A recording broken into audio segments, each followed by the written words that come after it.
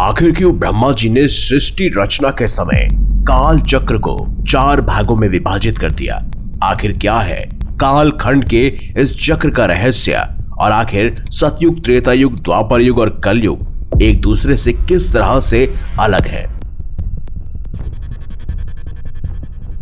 हिंदू धर्म के अनुसार परम पिता ब्रह्मा जी ने सृष्टि की रचना के समय काल को यानी काल चक्र को 4 भागों में विभाजित कर दिया और ये काल चक्र 4 भागों में बटे सतयुग, त्रेता युग, द्वापर युग और कलयुग। काल खंड के इन युगों की शुरुआत सतयुग से होती है और कलयुग तक एक काल चक्र पूरा होता है। कलयुग के खत्म होने के बाद दोबारा एक नया सतयुग शुरू होता है और ये लगातार चलता ही रहता है, जैसे कि सृष्टि के आरंभ से लेकर अब तक होता आ रहा है। हम जिस काल खंड में आज जी रहे हैं वो इन युगों के चक्र का 23वां चक्र है। लेकिन अब सोचने वाली बात यह है कि आखिर इन 4 युगों में ऐसा क्या खास है कि ब्रह्मा जी ने समय को 4 भागों में बांट दिया। लिंग पुराण में हिंदू धर्म के काल चक्र से जुड़े 4 युगों के बारे में विस्तार से बताया गया है और इनमें आए बदलावों के बारे में भी डिटेल्स के साथ जानकारी दी गई है। साथ ही लिंग पुराण में यह भी बताया गया है कि कैसे इन युगों के बदलाव से मनुष्य के आकार, विकार, सोच और समझ में भी बदलाव आता है। तो चलिए सबसे पहले इस चक्र के पहले युग यानी सतयुग के बारे में डिटेल से समझते हैं। तो दोस्तों, अगर सतयुग के बारे में बात करें, जब ब्रह्मा जी ने समय को 4 भागों में बांटा तो सबसे पहले सतयुग की शुरुआत हुई। इस युग में सभी मनुष्यों का एक ही धर्म होता था और वह धर्म था स्वार्थ का त्याग। यानी इस युग में कोई भी इंसान सेल्फिश नहीं था, सभी एक दूसरे की मदद किया करते थे। लोगों के बीच में कभी भी कोई बीमारी उत्पन्न नहीं होती थी और इसका सबसे बड़ा रीजन था कि सतयुग में मनुष्य अपनी सभी इंद्रियों पर पूरा कंट्रोल रखा करते थे। स्वार्थ, घमंड और मतलब का किसी भी तरह का नामो निशान नहीं था। लोग एक दूसरे से प्रेम किया करते थे और आपस में लड़ाई झगड़ा होता ही नहीं था और यही रीजन था कि इस युग के मनुष्य हमेशा खुश रहते थे और इसीलिए उनके चेहरे पर कभी भी आंसू नहीं आते थे। इसके अलावा सतयुग के लोग फुर्तीले और बलवान होते थे। वो फिजिकली और मेंटली फिट रहते थे क्योंकि उनकी लाइफ पूरी तरह से बैलेंस्ड और धार्मिक होती थी। वो हमेशा सच्चाई के रास्ते पर चलते और किसी भी तरह के दोष से मुक्त रहते। सतयुग में मनुष्य की लाइफ के बहुत सारे प्लस पॉइंट होते थे जो उन्हें बाकी के तीनों युगों से बिल्कुल अलग बनाते थे। जैसे कि इस युग में लोग किसी से भी द्वेष नहीं करते थे, ना ही एक दूसरे की चुगली किया करते थे और ना ही किसी से जलन की भावना रखते थे। इस युग में सेल्फिशनेस और ईगो का तो नामो निशान ही नहीं था। लोग एक दूसरे से प्रेम किया करते थे और किसी को भी बलवान या कमजोर समझने की भावना यहाँ उत्पन्न नहीं होती थी। सभी लोग अपने कर्तव्यों का पालन करते थे और उनका जीवन पूरे तरीके से धार्मिक और साधारण था। सतयुग में धर्म के प्रति लोगों का डेडिकेशन इतना मजबूत होता था कि सभी लोग समय के साथ साधना और पूजा अर्चना में बिजी रहते थे। इस युग में लोग परमात्मा के नाम का जाप करते थे और उनकी पूजा किया करते थे। यहाँ तक कि स्त्री और पुरुष के बीच भी कोई भेदभाव नहीं था। शिक्षा, कला और धार्मिक कार्यों में भी सभी को समान अवसर दिए जाते थे। बच्चे भी अपने माता पिता का आदर करते थे और वृद्ध अवस्था में उनकी अच्छे से सेवा करते थे। यही नहीं, समाज भी इस युग में वेल मेंटेन्ड था। लोग समय समय पर शुभ कार्यों और आश्रम को दान जैसे कामों में लगे रहते थे, जिससे उन्हें परम गति यानी कि स्वर्ग की प्राप्ति होती थी।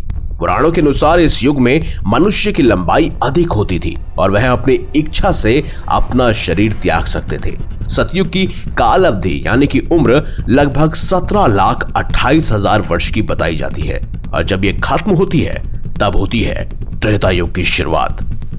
अब बात करते हैं त्रेता युग की। तो त्रेता युग में मनुष्य पहले की तरह अपने कर्तव्यों का पालन तो करते थे, लेकिन अब उनके पास उनके सेंसेस पर कोई कंट्रोल नहीं था जैसा कि सतयुग में था। इस युग में धीरे धीरे स्वार्थ, लालच और छल कपट की भावना मनुष्यों में पनपने लगी। चुगली, ईर्ष्या और हिंसा यानी एक दूसरे के लिए गुस्सा और कपट भी इस युग में दिखाई देने लगा। हालांकि त्रेता युग में भी बहुत से लोग अपने धर्म का पालन करते थे, लेकिन धर्म का प्रभाव कम होता जा रहा था। वर्णाश्रम धर्म में भी भेदभाव शुरू हो गया था और ब्राह्मण, क्षत्रिय, वैश्य और शूद्रों के बीच में अंतर और भी गहरा होता जा रहा था। इस युग में भी लोग अपने कर्म करते हैं, लेकिन धर्म के प्रति उनका डेडिकेशन अब पहले जैसा नहीं रहा। खास तौर पर महिलाओं में धर्म का पालन पहले जैसे नहीं होता था, लेकिन लोभ लालच धीरे धीरे लोगों के मनों और सोच में बढ़ने लगा था। त्रेता युग में मनुष्य की औसत आयु 10,000 वर्ष होती थी और इस युग की उम्र थी लगभग 12,96,000 वर्ष।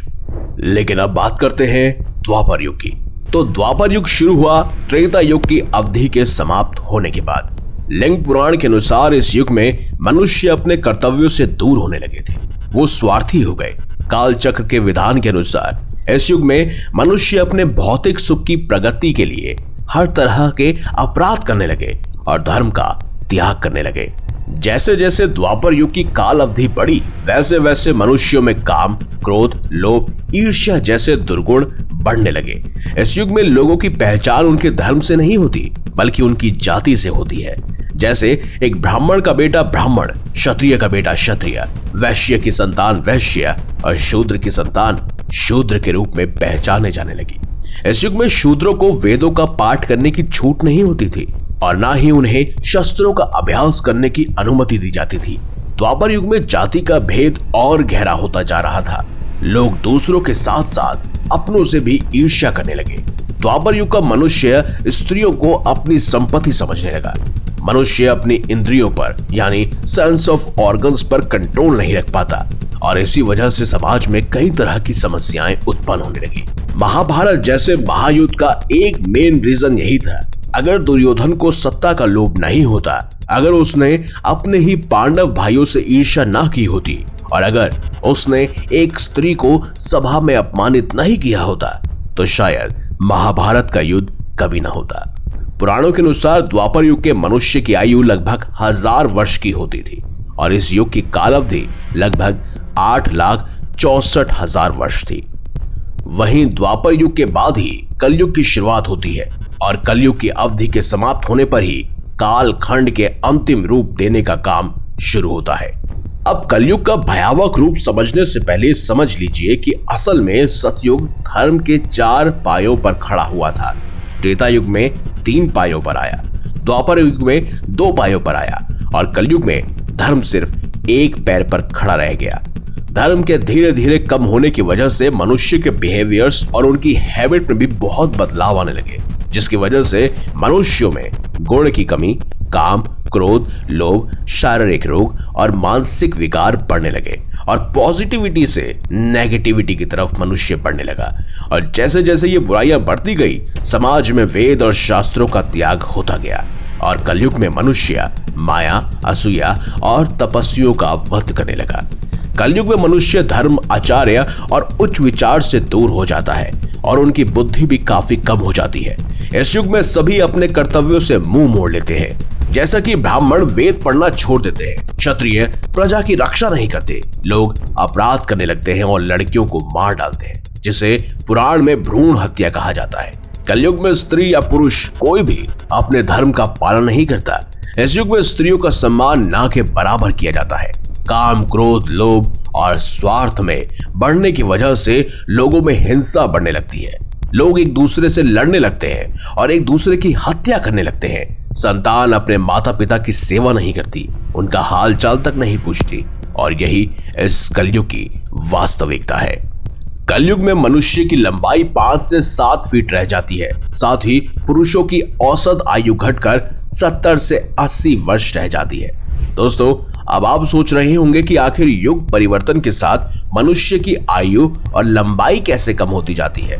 तो मैं आपको बता दूं कि लिंग पुराण में बताया गया है कि जैसे जैसे युग परिवर्तन होता है, वैसे वैसे मनुष्य प्रकृति से दूर होता जाता है और भोग विलास में लीन हो जाता है और इसी वजह से मनुष्य का शरीर कई प्रकार के रोगों से घिर जाता है और मनुष्य में काम, क्रोध, लोभ जैसे तामसिक गुण पैदा होने लगते हैं और वह क्रोध और चिंता के सागर में डूब जाता है, जिस वजह से समय के साथ साथ मनुष्य की लंबाई और आयु भी कम होने लगती है। वहीं कलयुग की काल अवधि को 4,32,000 वर्ष बताया गया है।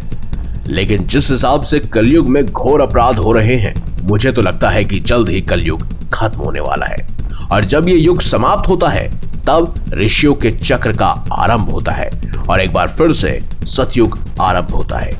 चारों युगों में कलयुग को सबसे अधिक शापित युग माना जाता है, लेकिन इस युग की सबसे बड़ी विशेषता यह है कि कलयुग में सिर्फ एक दिन का किया हुआ धर्म का कार्य सतयुग के 10 वर्षों, त्रेता युग के 1 वर्ष और द्वापर युग के 1 महीने के बराबर होता है।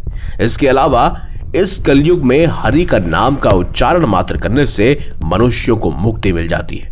तो आज हम जिस कलयुग में जी रहे हैं, आने वाला कल इससे भी भयानक है और अब घोर कलयुग का अंधेरा आने वाला है, जिसके बाद एक बार फिर से आसमान में सतयुग की पवित्रता का सूरज चमकने लगेगा।